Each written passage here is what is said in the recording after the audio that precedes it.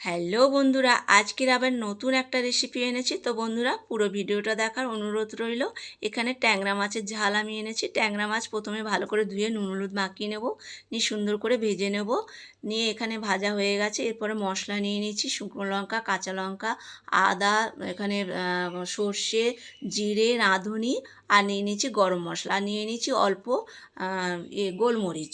দিয়ে পেঁয়াজ এদিকে কড়াই ভাজতে দিচ্ছে। পেঁয়াজটা ভাজা হয়ে গেলে মশলাটা দিয়ে দিতে হবে, দিয়ে ভালো করে কষিয়ে নিতে হবে। তো মশলায় আমার তেল ছেড়ে দিয়েছে, এবার আমি জল দিয়ে দিয়েছি। ভালো করে জল দিয়ে ঘেঁটে নিয়ে এখানে আমি মাছগুলো সব দিয়ে দেবো।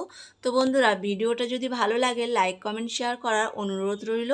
আর যদি কোনো নতুন বন্ধু হয়ে থাকেন তাহলে চ্যানেলটিকে সাবস্ক্রাইব করে নেবেন, তাহলে সবার আগে ভালো ভালো রেসিপি সব আপনার বাড়ি চলে যাবে। তো এটা আমার হয়ে গেছে। লাস্টে আমি এখানে একটু ধনেপাতা দিয়ে দিলাম, দিয়ে এরপরে পরিবেশন করে নেব। তো বন্ধুরা,